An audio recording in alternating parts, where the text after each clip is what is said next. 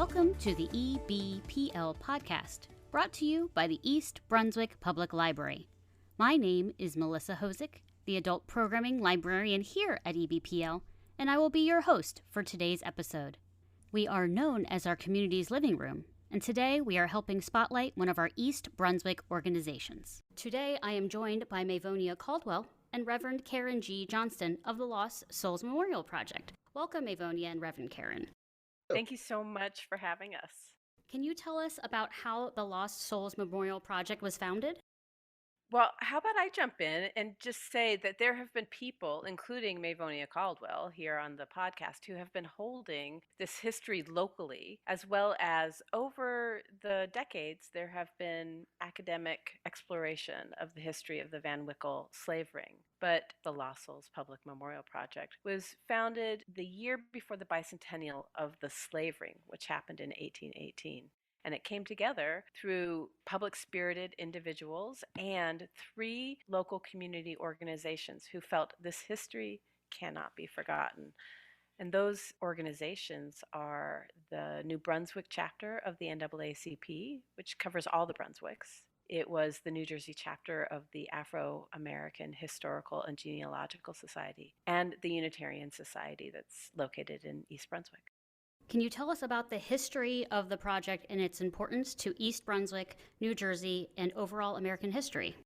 It seems that our history is fraught with all kinds of voids and erasures. People don't typically know the full history of our country beyond a few recognizable memorials here and there. It is important that full history is known, the good, the bad, the ugly. We are attempting to share through the Lost Souls Project a view that tells what happened here to real people and to bring those people back from the slavery that they endured when transported to another state by the Van Wickle ring.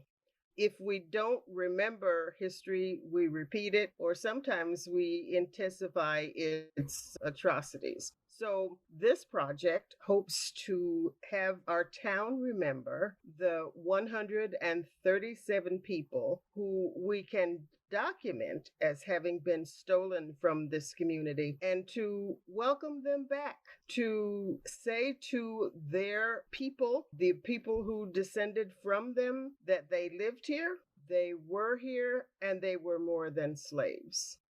They were indeed members of our wider community, not just East Brunswick, not just Middlesex County. They were members. And then through the slave ring, they were kidnapped, stolen away into permanent slavery when they would have been free. Some of them were already free. And so it is our job to respond to those erasures, as Maevonia mentioned, and remember them home.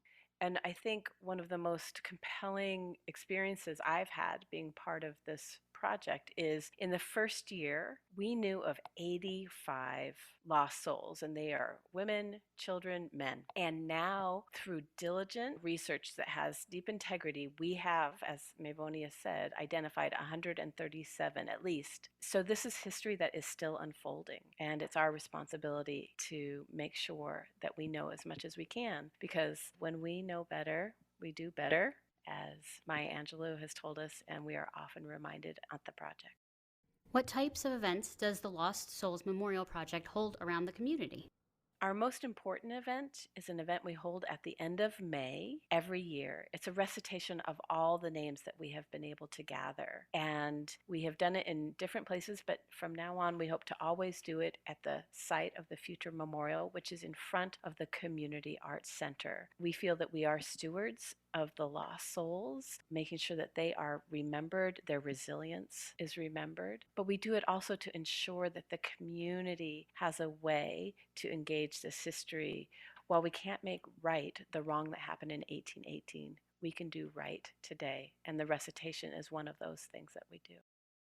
We are so excited to have the community engaging with us now. We have been in and around the East Brunswick Day recently. I had the opportunity to chat with members who did not know anything about the history. The most exciting piece of that is that young people are starting to know the history for which they will be responsible in their time. They are wanting to hear about this history in their schools, and we hope that that will be a possibility. They are wanting to be energized around making changes. So we're looking to be an intergenerational group. We have had scouts and high schoolers and parents and grandparents who care about what is happening. And that's how change happens. That's how unity happens. When everybody engages, becomes informed, and decides that they like to have a change.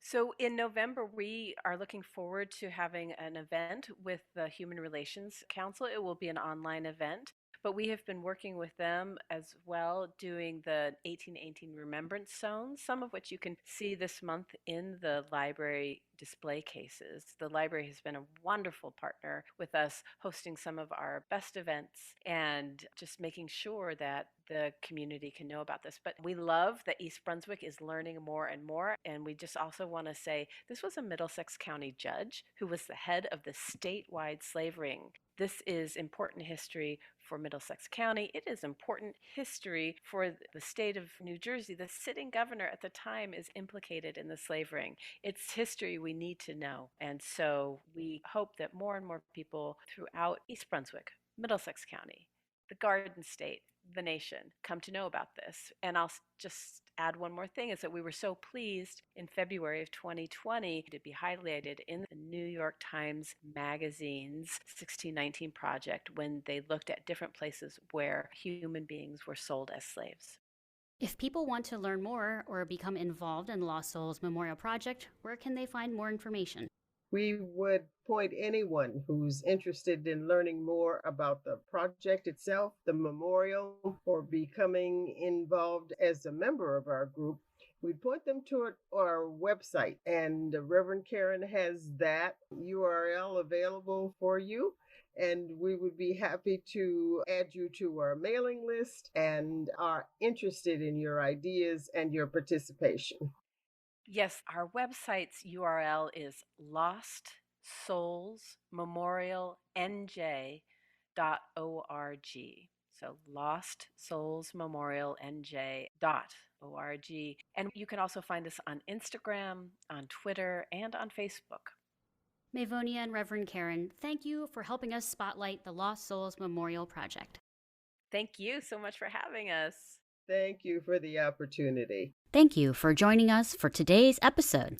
You can enjoy our previous episodes by subscribing now using your favorite podcasting app. To learn more about the East Brunswick Public Library, visit our website at www.ebpl.org.